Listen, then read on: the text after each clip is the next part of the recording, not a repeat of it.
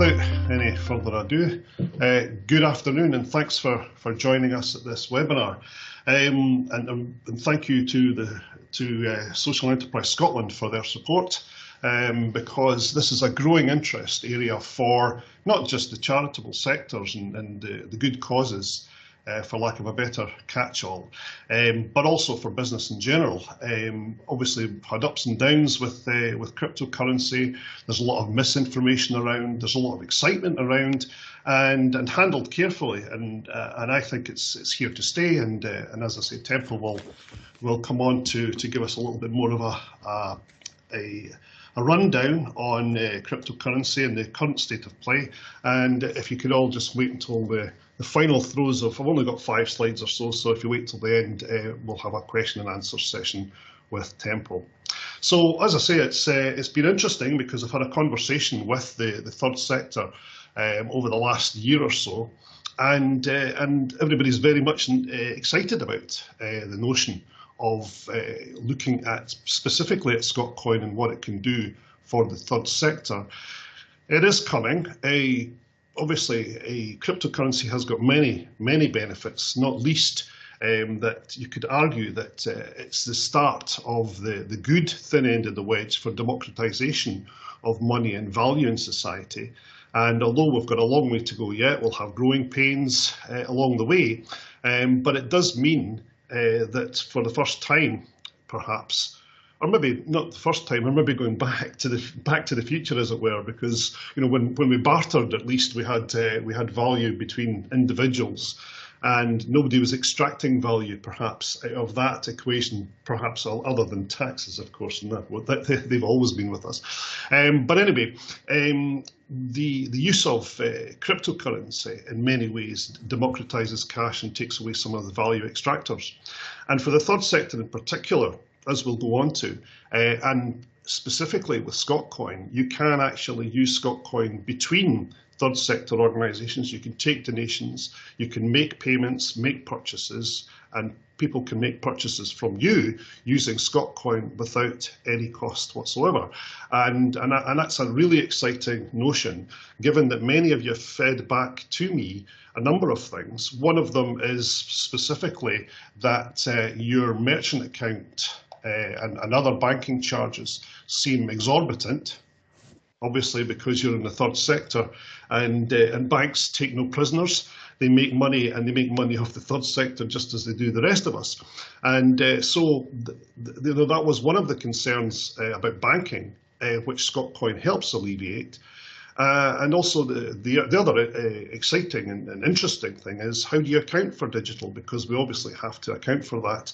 And indeed, we're addressing those issues, and we will be giving you information from the horse's mouth, because we believe in regulation. Temple, I know, before I hand on to Temple, is an advocate for increasing regulation of the sector for many good reasons, not least anti-criminal practices and all the rest of it, but also because we want to keep ahead of the game and make this not just an ethical currency, but one that people can use and trade with confidence.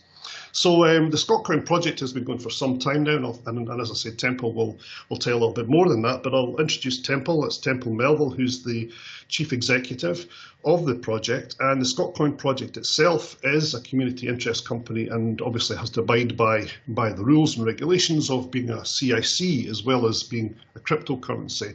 So on both counts, you can use Scotcoin with confidence, and as I said, we're gearing up for a very good year for 2023, and we hope to get you all on board. And I'll tell you at the end of this how to get your own Scotcoin as well. So you'll get a little reward, and you can start using digital currency if you haven't used that so far. And we'll tell you all about that at the end of the presentation. So I'll hand over to Temple. And as I said, he'll give you a little rundown as to the state of the art and a bit of history as to how we got here and his own personal beliefs and where this is all going. Temple. Oh, David, good afternoon, and good afternoon to everybody else. Thanks very much for having me along to say a few words about all this. I think the first thing to say is that Scotcoin has actually been around for a long time. We've been around since 2013, although not in its present form. And if we jump forward a while, it became obvious when we first got involved, which was early 2016, that there was a mismatch between what cryptocurrencies did and what cryptocurrencies were. And everybody at that time that I spoke to were entirely focused on how rich could they get, how quickly. And that didn't seem to me to be a terribly good idea. And so two things came out of our first look at what we had. The first was that it was obvious we needed a different kind of token to the one we actually had at that time. What we had was a thing which was sitting on Counterparty, which is a Bitcoin transactionary system. It was slow, it was cumbersome, it was expensive, clearly not what we needed. And we started our journey to find what we now have, which is an ERC20 token, which is on the Ethereum network. And I'll come back to that in a minute. But the most important thing that came out of what our discussions at that time was that we needed a purpose. Now, there are lots of things that you can do, obviously, if you've got a currency, but what was quite clear was that there was absolutely nothing anywhere that was doing anything directly using cryptocurrency for good. And we decided that that was what we were going to do with Scotcoin. Now, in the very simplest way, what does that mean? And what do we mean by being an ethical crypto? Well, the first point is, if we go back to the Ethereum point, still to this day, Bitcoin consumes vast amounts of electricity. Not entirely true that it's damaging the universe, because in fact, a lot of it now is actually renewable, so it's not quite as bad as it was. But we decided, when we decided to go on ERC20, we knew that Ethereum was going to go to what is called the merge, and the merge was going to take away what was called proof of work, which uses lots of electricity, and go to proof of stake. And that's what they've done. And that resulted in the Ethereum system using 99.5% less power and energy than it did before. And there is a calculation that somebody's done to say that the day that Ethereum switched off its proof of work blockchains, the electricity consumption in the world dropped by 0.2%. I don't know if that's true, but it's certainly a figure that's been bandied around and is a very good thing. So that's why we're quite happy using ERC20 tokens. Now, the next thing I think I should tell you is that we are, as I say, we focus on doing good things, for lack of a better expression. And in the last year, just over a year, we've actually given away more than £100,000 of different things. It's not cash necessarily. It is different things. It can be, we're able to acquire things for Scotcoin, and that's what we do. We acquire product or services or whatever it might be for Scotcoin, and we then pass it on to charities or people who need it for whatever reason. There's two little stories, one I'm particularly fond of, but the essence is we found out that there was a company that made clothes, and it was due to burn a whole lot of their hoodies and tracksuits. Not all the clothes are suitable, obviously, but hoodies and tracksuits certainly are. And we acquired those for Scotcoin. Now, the point about that is that the manufacturers start out with the position where they're going to be costed money. If you have to burn a whole lot of clothes, there are a whole lot of rules and regulations. You can't just stick them in the fire and leave it. You have to actually do it properly. And there is a cost to that, and it's quite a strong cost. So the first thing we did was we said, well, we'll come and take them away and all the rest of it. So they've got instead of costing them money, it's costing them nothing. And in exchange, they got some Scotcoin, which they can then use within their own ecosystem. They can store it, they can give it away, and eventually, if they want to, they can sell it. So what we then did was we took those tracksuits and hoodies and we gave them to 𝑚𝑎𝑢s in Glasgow, and 𝑚𝑎𝑢s then handed them out to various people who needed them. Now, to me, that's a perfect use of cryptocurrency. We've done some good, we've saved the planet a little bit, etc., etc. But the other one I really like is that we work with a charity in the East End of Glasgow who do plants and vegetables and various other things, having used what I would describe as a derelict piece of land, which is a good use of the land for a start, and is very good for the community because people will get involved. But one of the things they needed was some manure, and we managed to source the manure, and they needed 1.5 tons of manure, and that was fine, and we ordered it up and we gave the people the Scotcoin and all the rest of it, only to discover that in fact they delivered 15 tons of manure, so they've got enough manure to last them for several years anyway, but it's fine, everybody's happy about it, so it's good. So that's really what we get involved with, and that's why we think we're an ethical crypto. We try to do good things. You can see up on the screen at the moment Scotcoin carbon offset. That's one of the things we've just started doing. We have a system whereby you can use Scotcoin, or you can use cash obviously, but you can use Scotcoin to actually buy carbon offset. So if you want a ton of carbon offset, 1,000 Scotcoin will get you that, or 20 quid, or whatever it might be. And you can decide, if you really want to, you can decide that it's only got to be carbon offset produced in Scotland, which costs a little bit more. I'm particularly pleased. We've just done a thing for a film company, in fact, who have bought 100 tons of carbon offset to give them accreditation for a particular thing that they want to film.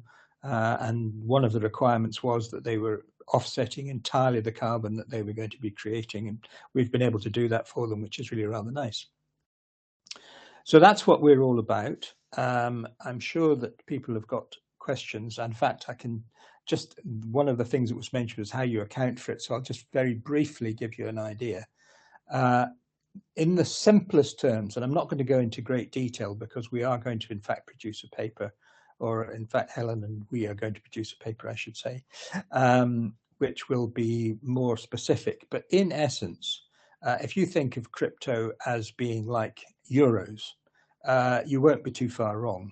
You simply account for it in the same way. You have to translate euros into pounds in your balance sheet. Same thing applies to crypto. And that's being very simplistic about it all, but it gives you the right idea about how it can be done and so on. So I think that's all I need to say at the moment. I shall be very happy to take any questions. And if there's anything anyone wants to say, please do. That's great, Temple. And if I can just, before we move on to questions, just to recap where we're at with the project, because Temple gave you some examples of the big, if you like, hands-on side of Scotcoin. But in time, obviously, the more people that use Scotcoin, I mean, you can't stop people from accumulating it and speculating. I mean, let's face it. But that's not what it's all about.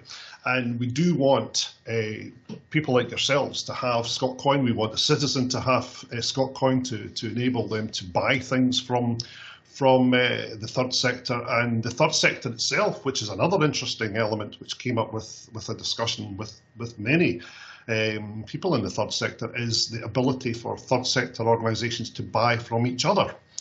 And Temple gave a great example there of the tracksuits, etc., going to a good cause. But you could also have a good cause who has, say, for instance, has some furniture, and another good cause needs that furniture. Then rather than just having to get it as a freebie, which is not a bad thing, but at least you've got an accounting and notarization of the value that's exchanged within the sector, and it makes it easier for people to buy stuff within the third sector. So there is, over time, there will be a virtuous cycle between the release of coin, the use of coin in the third sector, and obviously buying and selling and purchasing. And the more that happens, the more the ecosystem improves, and obviously the more value there is in terms of the Scotcoin itself. As I say, there's no banks or merchant accounts or value extractors required from a Scotcoin account to a Scotcoin account. That's instant. The payment, the transaction, I should say, is instant, and there's no cost involved in that. It's a simple and safe way of transacting, because you can use it, and you can use an app, either the Android app or indeed the Apple app, so you've got both apps, both phones covered. And it's quite an innovative way for using things. I mean, we've been talking to the third sector about really innovative ways of using digital currency in terms of rewarding the clients. The clients that actually come through and use the services of all the third sector organisations, loyalty schemes, promotions. And as I say, Temple there did cover one of the highlight. The main projects, which is carbon offsets and these big ideas, as well as the smaller innovations. So there's plenty we can do to help basically oil the ecosystem that is the third sector, and keep the value within the third sector as well. So it's quite an important way of doing so. And these are the kind of comments we've had so far in my discussions. I won't read them all out, but certainly these are the kind of comments I'm getting from the third sector. And they are seeing the benefit of what they can do with it. And indeed, right up to having a chat with the American Scottish Foundation over in the States, and they provide a lot of donations over to this side of the pond. And they are a little bit pissed at the fact that they have such a large cost in moving from dollars to pounds. And if they bought Scotcoin, for instance, and just distributed Scotcoin from wallet to wallet, then they wouldn't have any costs. So even they saw the benefit of embracing something like this, which makes it an awful lot easier and more cost effective for them. So there's an awful lot of ways we could use the coin, and it's quite innovative. And as I said, the more that we use it, the better. So that's my rough preamble to the question session, and I'll now open it up to. Sorry, David, can I just jump in there? I'm very interested. Actually, you've got. Can you go back to the last screen? Can you do that? Yep, there you go. Okay, so if you look at the top middle, top right, it says it may even be appropriate to use as match funding. Just to tell you, we have in fact just literally yesterday done match funding for a project which is, we hope, going to be in fact recorded for Amazon, but it's certainly been, the match funding's been agreed, so that is a good thing. We're very happy about that. Oh, absolutely, and on that point, and in terms of taking donations, from, whether it be from the Scotcoin project itself, because you can apply to Temple for some funding, but this notion of match funding as well makes it easier for some projects to get off the ground. I have talked to a couple of organisations which have decided that, say something costs, I don't know, £10,000 sterling, and they could find or acquire £5,000 worth of Scot, then it makes it easier to go away and get the extra funds, and it gives people more confidence because they've got some extra funding to not fall back on, but to effectively use to put as a match fund. So yes, so let's have some questions. If you'd just like to raise your hand, I'll just get back to the main screen again. Let's see if there's anybody wanting to ask any questions of Temple.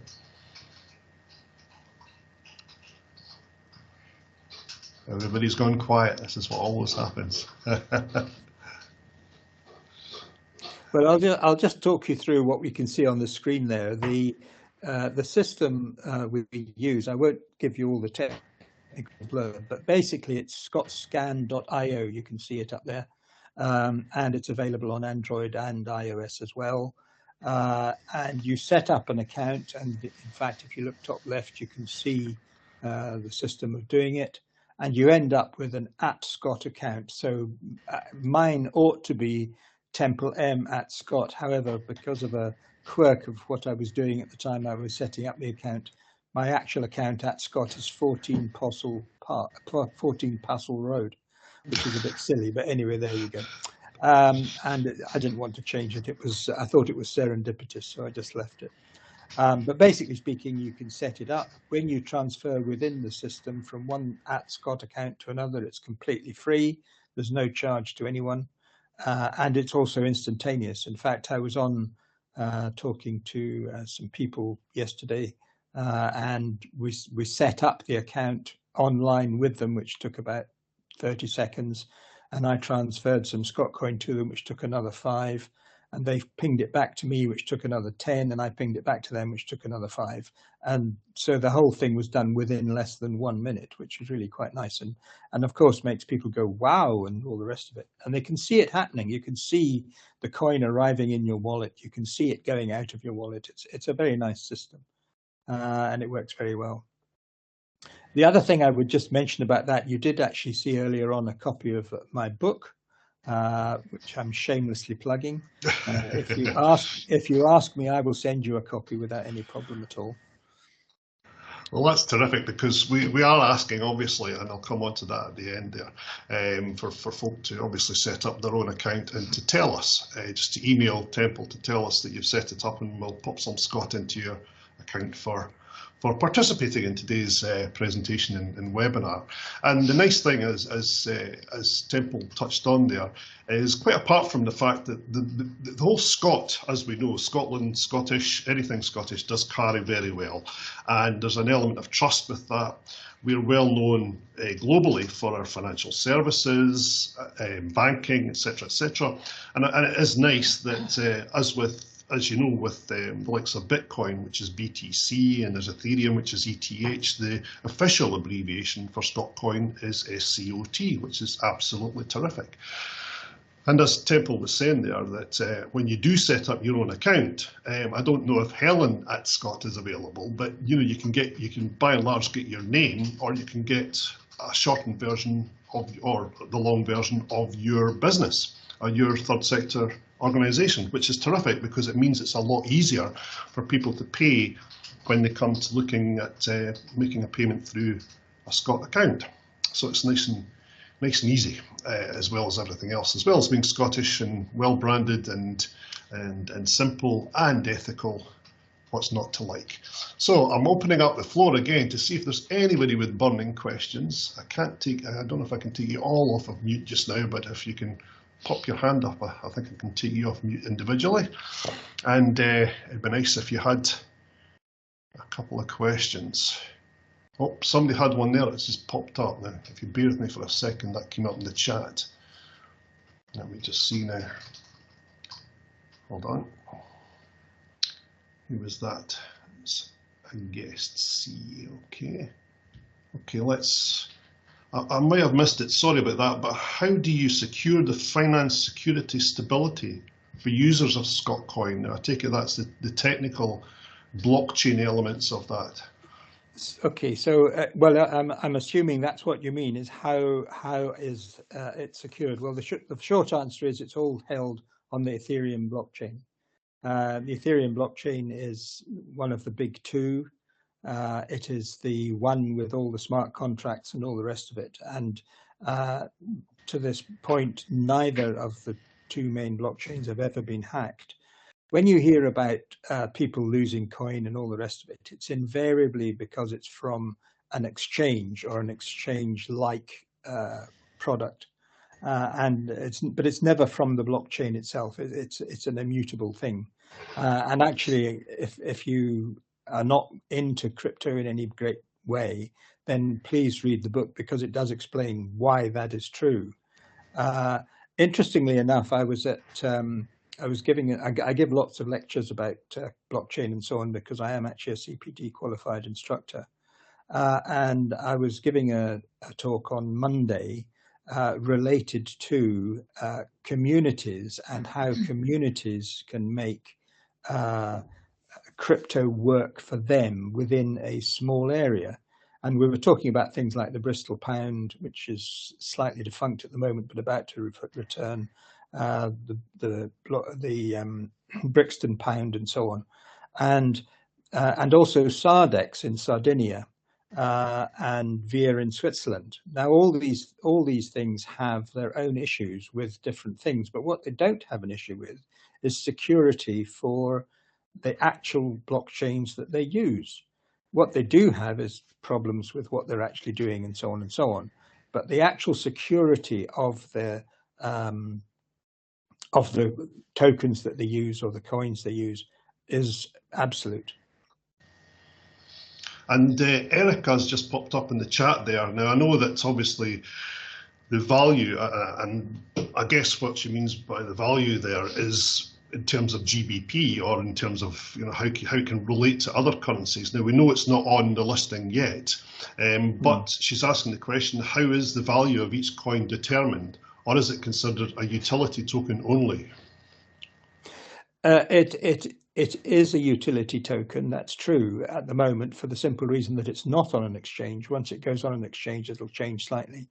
But from our point of view, I mean, we pay lots of people in Scotcoin. We pay, for example, the PR company, the accountants, the lawyers, all sorts of people. We've just done a big sponsorship with Caledonian, I keep wanting to call them Warriors, but it's not Warriors, it's something else, who are the British Basketball League Scottish team. And we've done a deal with them for over £20,000 of Scotcoin. And the price that we do these transactions at is the equivalent of 2.5p per Scotcoin. And that is a purely arbitrary figure that has been agreed between ourselves and the people that we're dealing with. We do expect that, in fact, the price when it goes onto the market will be higher than that, certainly on day one. What happens on day two, of course, nobody knows. But we feel very comfortable, and obviously the people who are taking the Scotcoin at 2.5p per coin are quite happy with that as well. Yes, because of course, as I say, until it goes in the exchange, the beauty or the value in this case is in the eye of the beholder. Absolutely, yeah. Absolutely. And I'm just getting, I don't know if that person wants to come on. It says, by C, guest. Thank you, Temple. I definitely love the idea of how to make coins for a good cause. I guess my question is more on the fluctuation when it's on. I don't know what they mean by that. Do you want to come in, that guest, and actually say something? I'll just unmute you if I can, or you could unmute yourself then. I'm not quite sure if I can unmute you there. Well, I think I know what's being said here. The question is, so if we do, making it up, if we do a deal with somebody at 2.5p, and when it goes on the exchange, instead of being 2.5p, it's 1p, they're obviously not going to be totally happy about that. But I mean, I have to tell you, that's a thing that people tend to accept. But I think one of the things that's important about this is that people realize, or at least the people that we're dealing with recognize, that we are in this to try and help other people.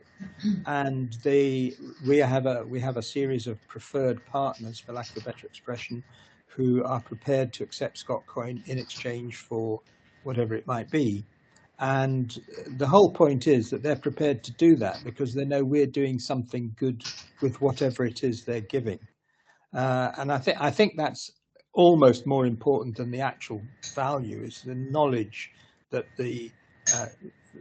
what is being done is worth more to the people that it's being done for than the actual cash value. And I think that's important. Absolutely. And it is early days yet. And once people start using the coin, and it has, if you like, it's still got a value right now, but once it's listed and it's got a de facto value with regards to the rest of the currencies in the world, then obviously things will start moving at a pace, I guess. And as we move things along, then the more people use it, and people like ourselves will be making sure that the value of the coin is at an acceptable level, because it's like everything else, you have to manage those things. And I guess one of the questions is, and it's almost because I really got, well, the third sector organisations that I spoke to, they really got excited about the whole notion of having a cross-sector currency. Now, obviously, as I said at the outset, that you can't keep it in the third sector, because obviously this is a democracy and everybody can use the money as they see fit. Although we're not wanting people to hoard it and to speculate, you can't help that. But primarily, if we keep a lot of the money at the bottom of the pyramid in the third sector, then it does more use as it's been part of all the transactions throughout the third sector. Then obviously the more times it's used and passed from account to account, then the more work it's doing, and it's doing well. And maybe Temple could just give you an indication, because obviously the project itself is a CIC, and it means that over time, over the years, the project itself will release cash, Scotcoin, into the third sector. and into good causes. So this isn't just a one-off and then everybody backs off and there's coin out there. There's a phased approach to all of this. And I don't know, Temple, if you want to expand on that. Yeah, well, I will indeed. The first point I'd like to make, because people are always saying, what are you getting out of it? And the short answer is myself and the other people who are involved with me in the project. None of us have ever taken a penny. We get no director's fees, we get no expenses, and it costs us money every month, but that's worth it for the time being. The other point is that we have a store of unissued Scotcoin, the purpose of which is to be released over a long period, more than 100 years. So there's only going to be a certain number every year, which is going to be not a huge, gigantic number at all.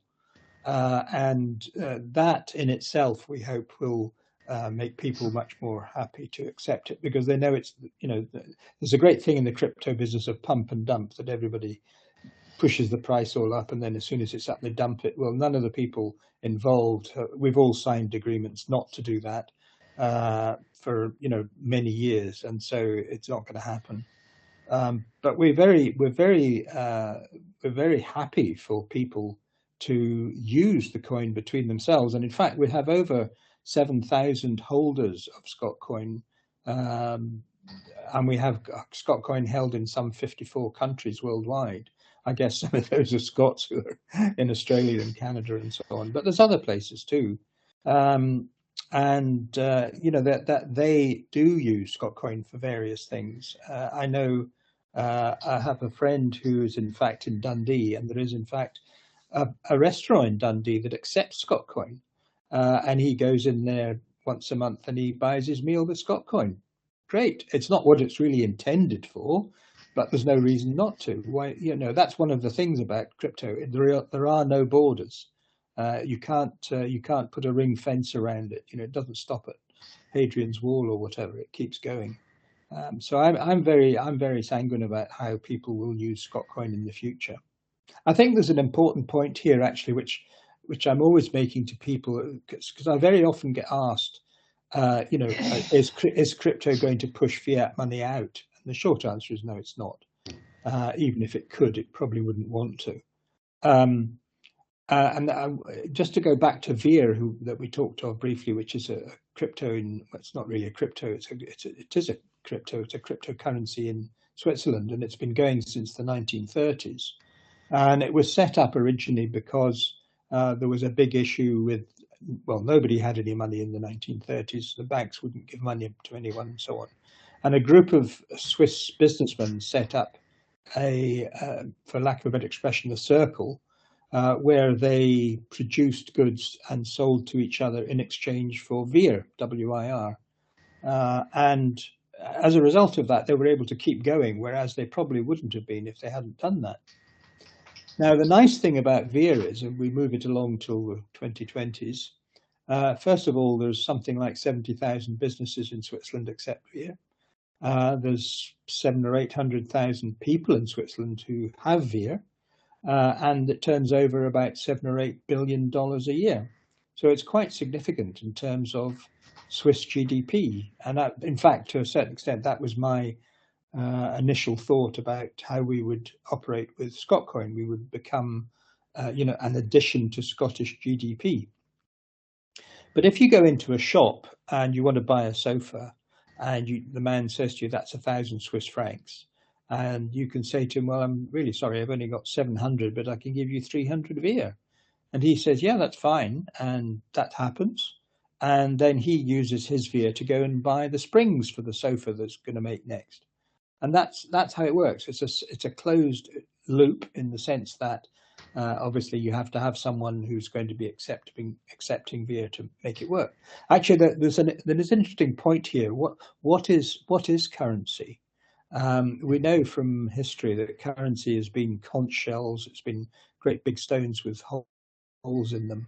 It's been a pure barter for sheep for something. But I always like to think of the chap who the man who made bread sells 2 loaves for two sheep. And one day this chap comes up and says, I want 2 loaves of bread, but I haven't got any sheep. And the baker says to him, well, how are you going to pay? And he says, well, I've got these 2 rather nice shiny stones. And the man says, oh, that's ridiculous. And the guy said, no, think about it a minute. You don't have to feed them. You don't have to, have a place to put them and so on and so on and so on. You can keep them in your pocket. And of course, eventually he says, all right, well, just to get rid of him, he gave him the bread and took the stones. And then he went along to the candle maker, and the candle maker did the similar sort of calculation. You don't have to keep the sheep moving. You can just use the coins, which turned out to be nice shiny stones. And that's how it all began, really. And I always like that, and I like the thought of the interplay between people's reactions and so on. Yeah, because as you said, Temple, it is a means to notarise a transaction and to pass a promise over, for lack of a better description. And going back to what you were saying about the release of the coin, there are some coin that's throughout the course of their release and use, they add more coins, and we've no intention, and we can't do that, which means that the value of the thing is kept higher than it would have been had you just did quantitative easing, or whatever you want to call it, in the crypto world. And of course, I mean, there's plenty we can talk about individually offline at another conversation. But there's tons now of case studies coming through. There's Better Internet Search, who are a wonderful another Fife-based organisation, and they're not challenging Google, but they're certainly, it's cut down, so when you go in there and you search for things, you get the things you're looking for, not who's paid the highest premium on the advertising. And there's also an arrangement there that is it Gordon, the chap at Better Internet Search, has set up so that when you start using it, yes, they benefit a wee bit, but you get the things you need. And if you start making purchases through that, some of that money goes to charitable causes and supports Scotcoin as well. So there's, as I said, there's a huge amount, and we've only started to scratch the surface. And Temple's led right at the front. So we've got the top level stuff, the big ideas, the carbon offsets and everything. At the bottom level, we've got the tracksuits here, given over to somebody who wouldn't have got them. They would have been burned otherwise. So there's the big and the small ideas all collaborating together, and it's quite exciting. I mean, we've even been talking, I know it's anathema to some in the third sector, but we're even talking about how charities and third sector organisations can reward the client or reward a volunteer using Scotcoin. Because obviously you're not going to pay your volunteers, because that's an oxymoron, I guess. But if you are giving them some form of reward in the form of Scotcoin, which they can then in turn purchase from other charitable causes or buy their copies or whatever it is, at some point in the future, then these are really, really interesting and innovative ideas. And it's lubricated by the fact that Scot to Scot account is free. So there's no costs involved in all of that. So there's a number of things. There's loyalty schemes. There's a whole host of things we could discover and look at over the coming months and years. Just to jump in there, you mentioned Gordon and Better Internet Search, and this is something that I really like, and is one of the reasons we're very happy to be involved. Simply by not having ads in your search, which is of course what Google and Bing and everybody else does, they use 30% less energy than they would do if they did have them. So instantaneously we're involved with people who are doing good, and that's kind of how we like to see things. Absolutely. So have we got any further questions? Helen, have you got any you would like to pop in with just now? Oh, there's something in the chat there that I haven't. I think that was just somebody saying. Oh no, that's fine. Just somebody pinging me. So, yes. Is there any other questions, Helen? Have you got anything you would like to say? Oh, you're on mute or something, Helen. Can't hear you. Oh, you're still on mute according to your wee thing there. Oh, you're off mute. Oh, I'm not in control of your microphone, so you might want to just tap it into the. into the chat.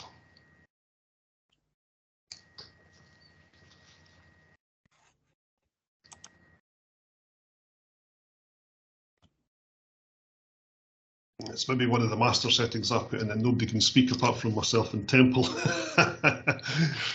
we have the power. We have the power. We're getting carried away with it. That's what it is.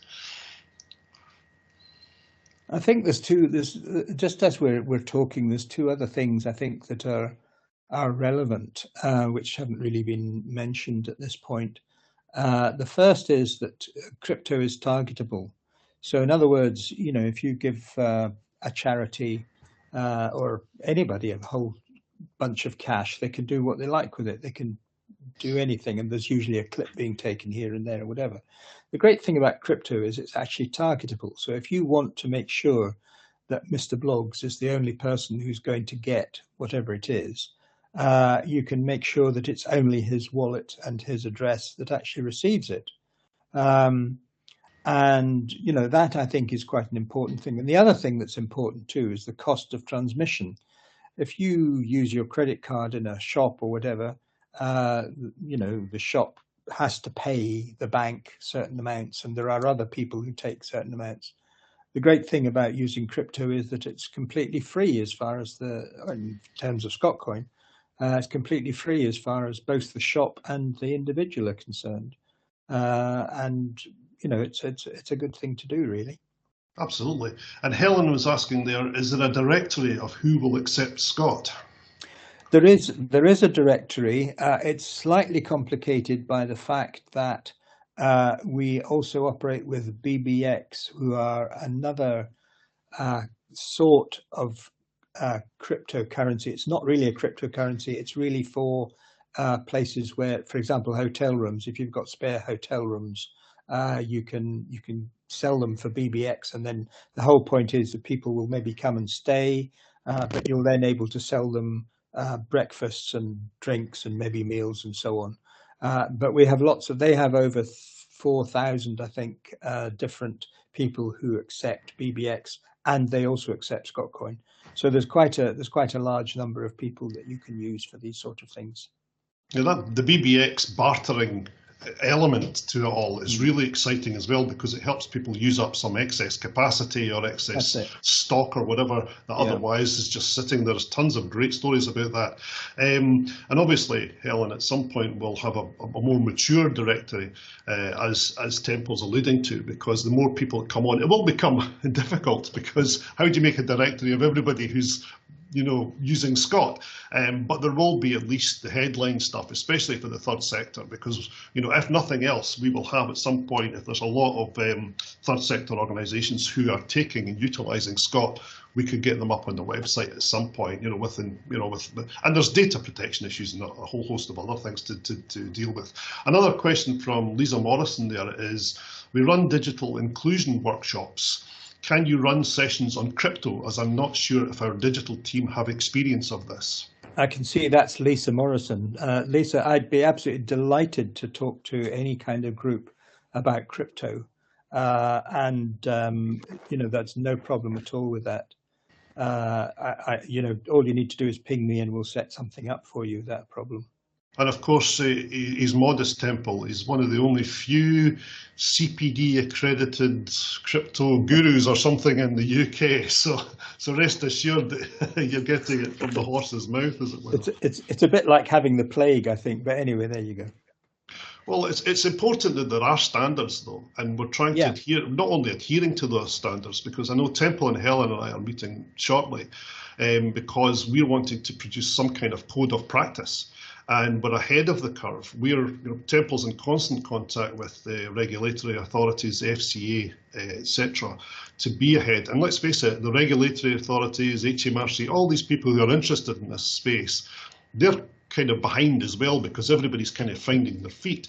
But if we're at the front of it, and de facto an exemplar of not just good use of the technology and security and data protection, but also of the use of the coin in terms of ethics and morals, and with our firm focus on the third sector, then we'll be right at the leading edge of it all, you know.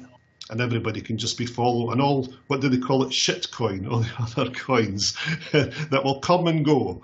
But we are, as I say, we've got our hands on, the active hands on the wheel, and making sure that it ticks all the boxes from, you know, ethical status right through to the auditable, traceable stuff. And, you know, if a carbon offset, is it really a carbon offset? You know, there's a lot of work to do, but it's exciting stuff. And as you say, that kind of question, Lisa, is absolutely key to all of this, because we want to make sure that everybody understands. I mean, okay, we're not going to be teaching everybody how to do blockchain, because then, as Temple said in the past, you know, you use the phone, but you don't worry about how it works. You just use it. And likewise, the blockchain, and, you know, yourself using, everybody uses online banking, so you don't sit there wondering how all that works. So it's, you know, it's yeah. Just as a very interesting side issue on the banking, banks and banking institutions and financial institutions use something like 50 times the energy that the entire cryptocurrency industry uses. I just threw that out there because I'd like that. Lisa, you were going to ask something there?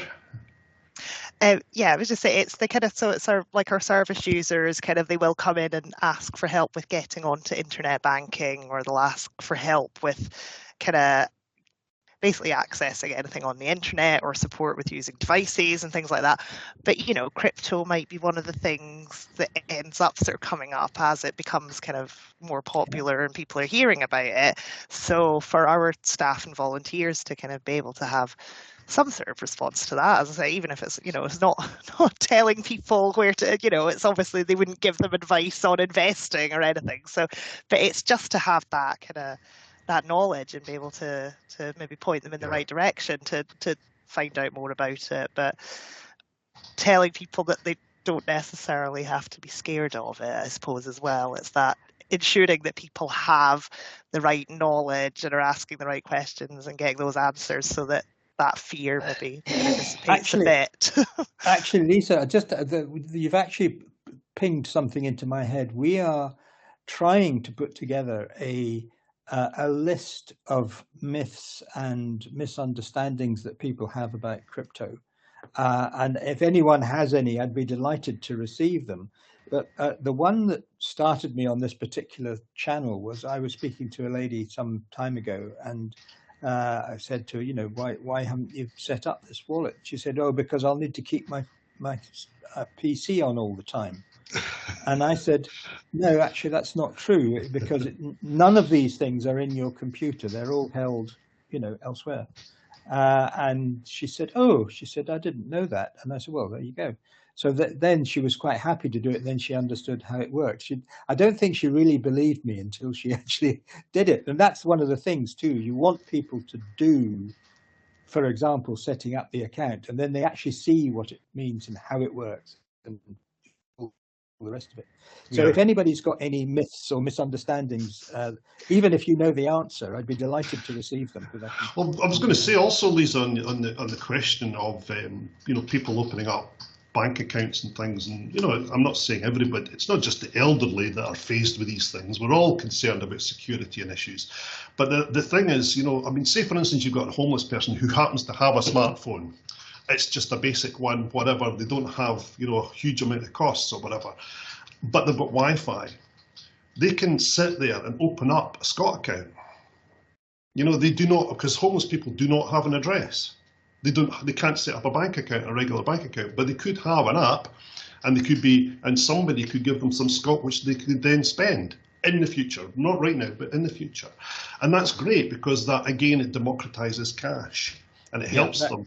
And if they are troubled, they might be former drug addicts. So you think to yourself, oh, you know, you're always thinking, I know it's a horrible thing, but people think, oh, well, they'll take, if I put money in their cap there or whatever it is, or their bowl, they'll go away and spend it on something that they shouldn't be spending on. But they won't be doing that with Scot. You know, they can't go to the drug dealer.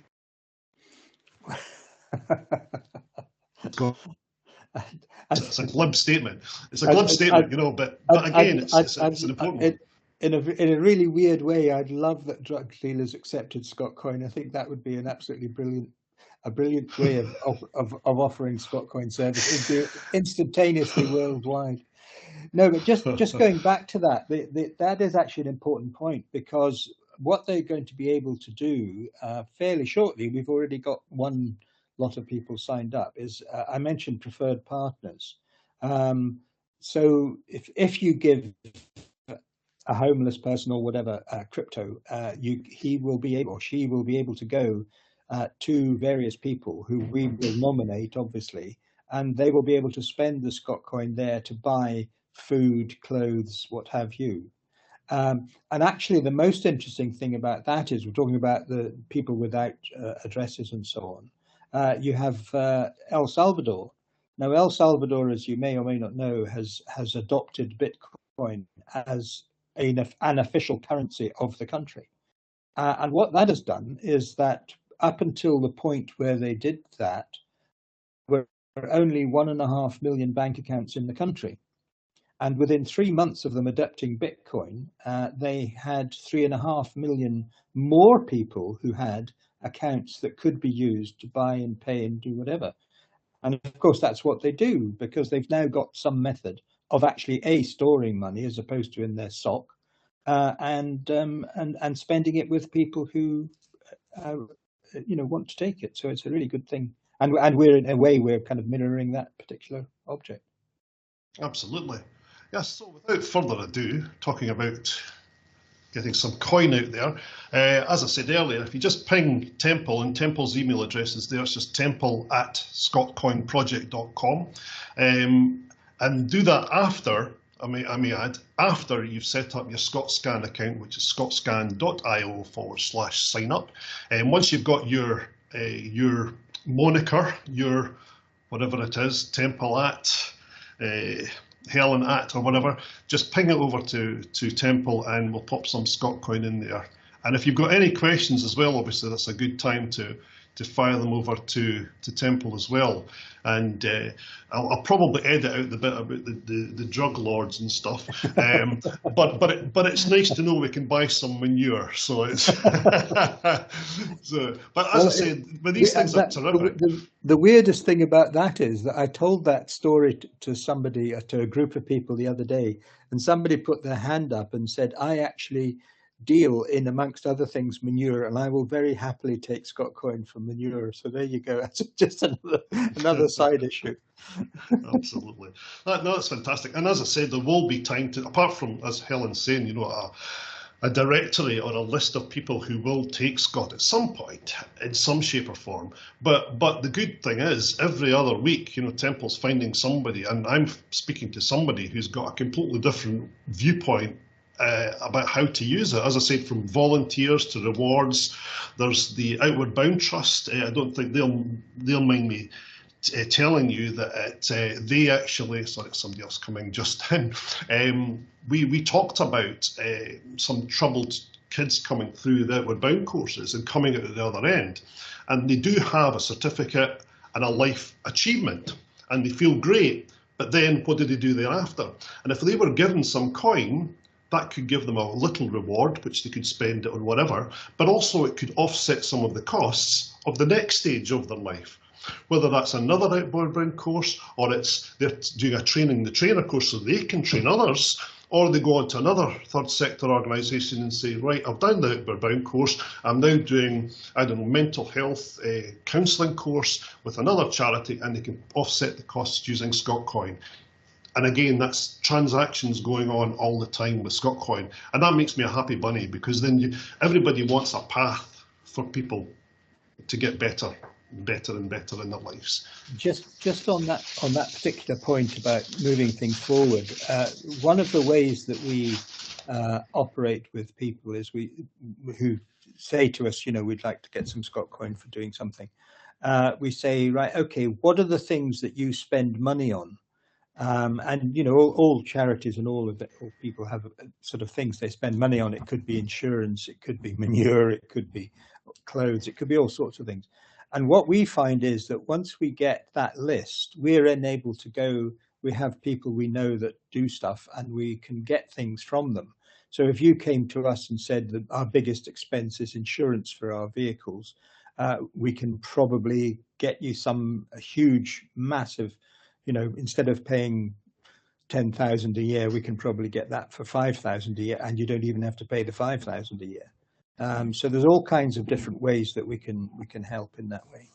Absolutely, and I mean there's even a trust or a charitable organisation that gives out good deals to third sector companies on mobiles. And if they came out, they could probably preload that with Scotcoin on the mobiles, for instance, and give them out to people. So there's an absolute whole host of different ways we could do this. And I'm up for any ideas. As I said, please, I'm just David Hood at ScotcoinProject.com. And if you'd like to send me any ideas, please do so. They're all, as I said, they're not official. It's whatever you want to do with it. I mean, there's everything from, as Temple said, a parachute drop of money comes in, or a donation comes in, or you can buy and sell stuff, or you can use it for offsetting costs. You can use it for matched funding, or indeed to pay some volunteers a small reward, or indeed your clients, like the Outward Bound Trust guys coming through. So that's it we've got so far. I'm just wondering if there's any other final questions for Temple before we come to the close.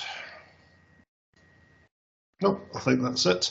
So as I said, please send your emails to Temple at ScotcoinProject.com once you've set up your account, and we'll pop some Scotcoin in there. But this is terrific, and thanks again, and thanks very much to Social Enterprise Scotland for their watching brief. They've had a watching brief on all this, and they're getting a lot more excited about it now, and so is everybody in the third sector. Once things settle down and we start seeing what we can do with this, it's fantastic. And thank you all for coming. We're much appreciated. Thanks again, Temple. Thanks to everybody. Cheers for now.